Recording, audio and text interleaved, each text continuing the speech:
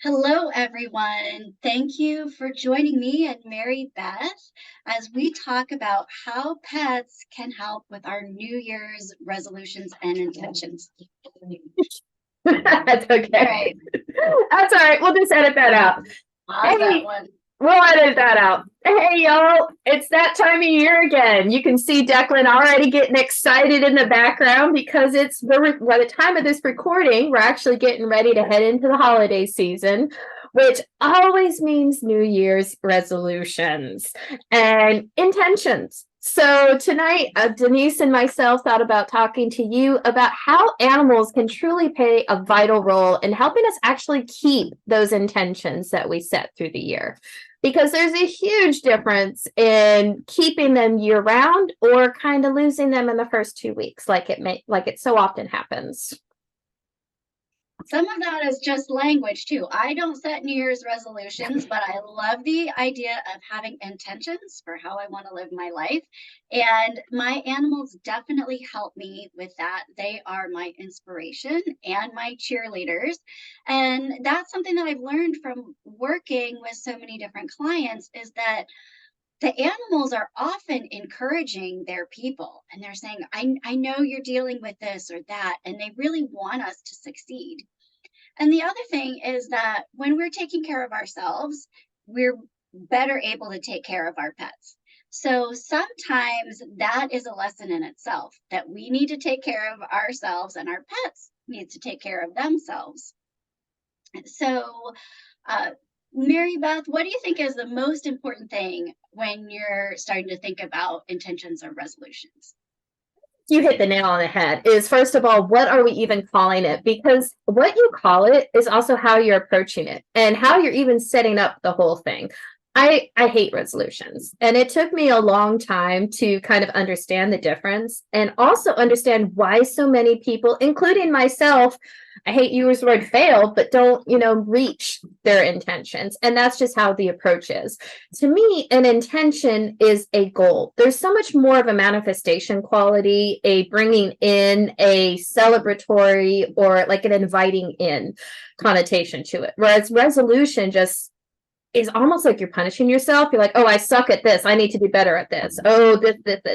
And like you said, our animals are constantly there cheerleading us on and can be the inspiration on what do we want to bring in? What do we want to invite in? So kind of even approaching it with that positive attitude on what can we do to enhance our life? What can we do to make this next step forward that much better? This for each other. And I think that's the biggest thing is just kind of setting New Year's intentions versus resolutions. And then, like you said, even just having a connection with your animal and kind of taking them into account, what like almost stepping into their shoes, if you will. Like I love how Declan was playing in the background when we started this video, because even though he's not my animal per se, he's my little nephew, if you will. But joy is something that I've been asked to bring in by so many different animals. So kind of just watching them, you can kind of really be inspired. What do you think, Denise? He heard us. He heard us. He's like, oh yeah, I'm in here. I'm in is this listening. video. Yes. Well, what I was thinking of when you said that, Mary Beth, is the why behind it. Because just like you said, so many people start diets and or fitness routines, and it's almost like that's something you should do. That's Exactly. that's what a resolution is for. That's what our society tells us you should be doing. So really, why do you want to set these goals? And I think that's going to be much more important. Um, Most people probably don't care if they lose a couple pounds or something, right? I know our animals don't care about that. They want us to be healthy, but if that is the goal, then yeah, you're not as likely to keep doing that. So for me, the why behind things are, I want to be a more positive person. I want to put more love out into the world. Um, I want to grow and be able to take care of my animals in a better way. So that means so much more than some of these goals that we think that we should have. like you said, the shoulding. One of my favorite quotes that I've heard is stop shoulding all over yourself, because yeah, it's not, and you're not helping yourself or your animal. And so, like you said, we're kind of setting ourselves up to not succeed at it, because the other thing, like you said, is the meaning behind the goals, meaning behind the intention. And again, that's where our animals come into play. Even something like fitness, which we'll talk about at the end, because that's one of my personal goals this year. Why is that a goal? Like you said, lose 5 pounds. Okay, great. What's that going to do for you?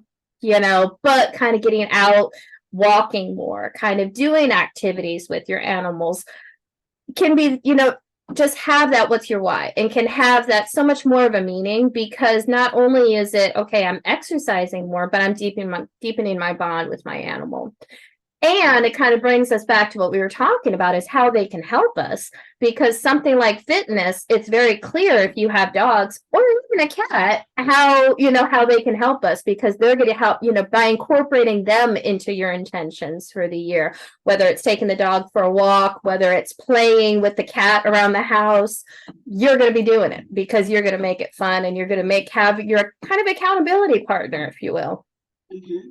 And I went to an animal communicator to talk to my babies last summer when they weren't doing well, and Declan was sick, and what he said was, I need you to take care of yourself, because I was so worried about him. I was, not eating properly, not sleeping enough, and that doesn't help him at all. And so it was really just a lot of wisdom from him to share that I need to take care of myself. And he said he is also taking care of himself, and so we need to give our animals some freedom to be able to do that, because I do hover over him as well. When he was sick, every second of the day, I remember that. Okay. I remember that. Yes. So that was just a really great example that he was like, you need to take care of you, give me some space. And so just considering them, just asking their opinion, and having them be involved in it. And that's what I needed to do at the time too. And so I'm taking that as inspiration to take better care of myself. Yeah, so true. Because so often, I can't tell you how many different clients I've spoken to, and even my own animals I've seen, is they mirror us, and they want to show us, things that can be better. So yeah, exactly. Taking the inspiration from our animal is going to be so key.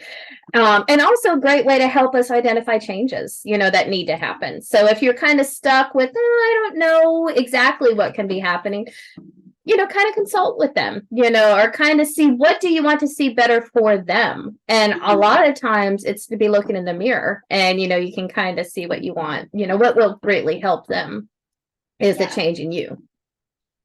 So I love the idea of just asking them to be involved, because even if you're just trying to decide what, or starting to think about what you want to do, meditating with them is great. Our animals love to meditate with us. They love to be in a calm, comfortable, sweet space. And so that is one way that you can start, is just spending that quality kind of quiet time with them, and maybe grounding a little bit.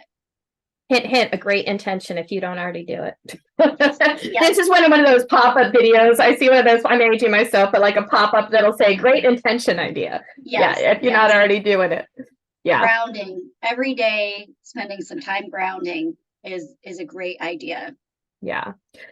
And also, if you don't know how to communicate, or, kind of connect with your animals or get clear information, kind of go back to our video too, and that'll show some other ideas, because you may want to even just connect with your animal.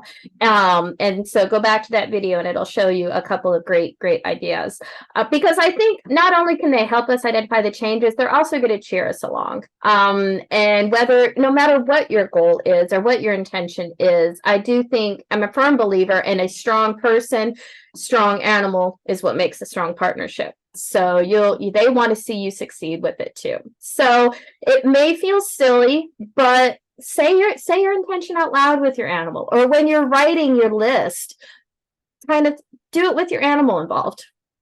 Mm-hmm. Yeah, yeah, let them be part of it. They love helping. They love being involved with all of those things. And another way that you can kind of incorporate your pet's activity is that when you reward them, you can reward yourself. And I think our pets would also love this for us, that we give ourselves rewards. And that's something to think about when you're doing this. Like, what would that milestone be? What would it look like at that point when you can get a reward? So that's something that you think about with goals, like having it be measurable. But this is just a more fun way, I think, of looking at it as when would you get a reward, and what might that be, and what might your animal want for you? Yes. And also, I think it's so important to celebrate small wins, small victories, and even attempts is so important. When we're training an animal or, any trick, you celebrate the effort. And I think that's so important in yourself too, is celebrate the effort. And it kind of goes back to what we were talking about with intentions and resolutions.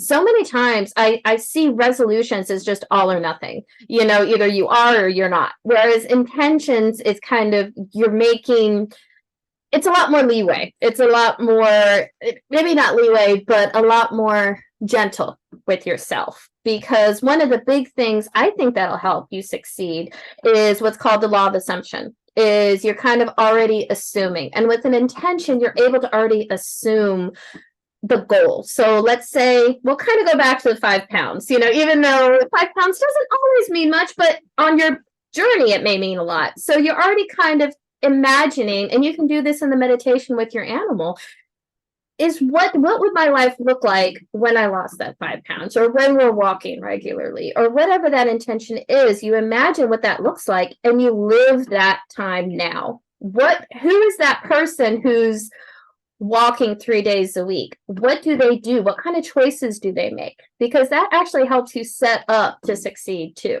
at the beginning, is already being that person. You're less likely to sleep through that alarm clock, in my opinion, because if you ask yourself, who is that runner? Who is that? I don't know. Give me some ideas, Denise. What are some other intentions? Well, that meditator, Yes. that person that meditates every day, what do they feel like? What does it feel like to be them? Or how can you embody that? Exactly. And so you kind of want to feel what it would feel like when you are already doing that thing. Yeah, because you're less likely to turn on that Netflix or, some other things, or sit down with that, extra calories, or just ignore your animal when if you're already embodying. I'm the meditator who makes time for my animal, and we sit down for 5-10 minutes every night. You're that person. That person doesn't just sit down and watch TV all night. So it helps you make those decisions, which will get you to your intention a lot faster and a lot more realistic, I think, too. It's almost kind of that fake it until you make it. Exactly. You're feeling what it feels like until you really become who that person is. And I feel like these are kind of lofty goals sometimes, but they don't have to be anything big. Like I said, a lot of my intentions are just that I want to, um, put more positive energy out into the world. And maybe I can talk about that a little bit now. Yes. What I'm working on, and what some of my resolutions are going to be, improving my spiritual practice, because I have gotten away from meditating every day. Sometimes I don't necessarily do that, or I'm kind of speeding through that. And so my goal is to work on being more present. And I want to be someone who's in the moment, and who is able to let go of things easily. And so I'm trying to embody that, which it's not a big thing. It's more The about lofty ones. Yeah, it's difficult. Yeah, but I feel like it's more about how I live my life each day rather than really changing anything. But I know my cats will love that. They will Mhm. appreciate meditating with me every day and appreciate the calm energy in our home. And so that's another thing I've been working on is doing some clearing of our space. And I can do that every day. I don't do it every day now, but that's part of my goal. And so just looking at them, telling them they can hold me accountable, but also I want that positive energy for them as well. So they keep me motivated to do that because it's not just for me. So what are Yeah. you working on, Mary Beth? Yeah, I'll kind of go into that too, but I wanted to just comment, Denise, because I think the other thing, like you hit the nail on the head, is that what the reward is for them, but also how they can help you get there. I think that's such an amazing goal or an intention. And I wouldn't be surprised if Declan kind of forces you to sit down a couple of times and almost reminds you of those intentions. You may find him purring on your lap, or you may kind of find like needing a little bit more of that intention. And I think it's important to remind people is don't get angry with that. Kind of think outside the box, if you will. Okay, why is he demanding a little bit more of this quiet time? And if you see your intention where you post, it's like, oh, wait, I asked for more stillness. I asked, for more of that connection. And so You'll get what you asked for, whether you realize it or not. exactly. And your animals will be all about it because, again, like you said, the end result will totally help them too and their environment. So kind of post, especially on those stressful days. Why is he wanting to sit down and chill? Why is he wanting, this right now? Be like, oh, because I'm asking for it. So post your intentions is what I definitely encourage.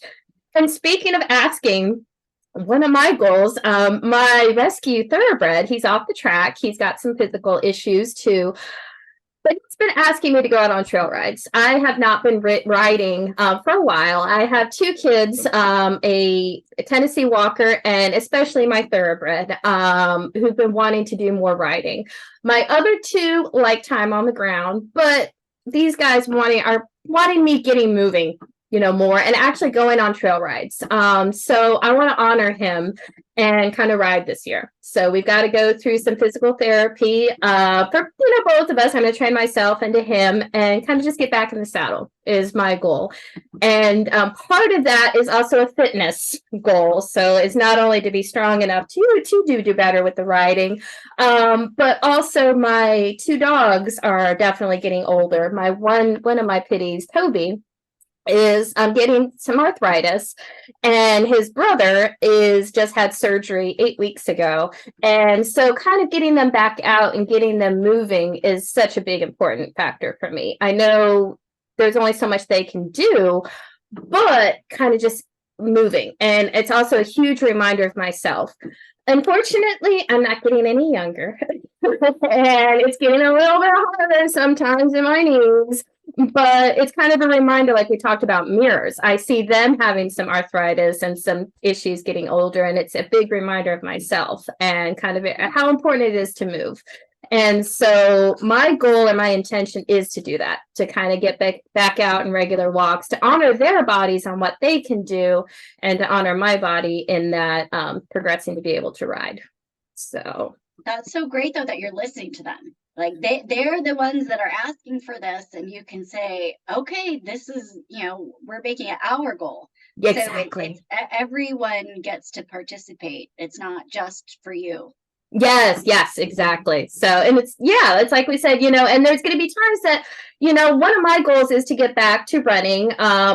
My guys won't be able to do a half marathon or those kind of miles, but still having them out and moving and doing what they can is key. So, like, going out with your boyfriend or doing stillness things, you cats can't always go with, but they can help start the process and kind of help with stuff in the inside. So, yeah, let the animals in, I think, is the big takeaway message that we want to get through today, is to whether that's as an inspiration or as what you want to do, to help you stay accountable. Let your animals in and think about what you want to do and be that person now. Don't wait till next year or the end of the month to, when I lose 5 pounds, when I'm riding.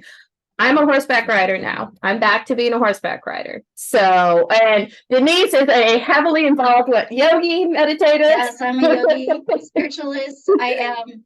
She's grounded and centered. And if you fall off, that's okay. Celebrate each moment and each try, because guess what? Tomorrow you get to wake up again and try again.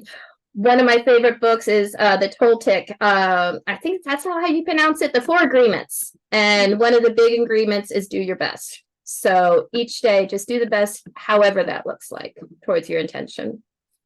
Yes, yes. And if you're working on anything, please comment below. Feel free to like and subscribe. That helps encourage us to keep putting videos out, but we would love to hear what you're working on and interact with you. Please let us know. Yeah, so we can celebrate with you. So yes, please like, comment, and subscribe. Thanks, guys. Thanks.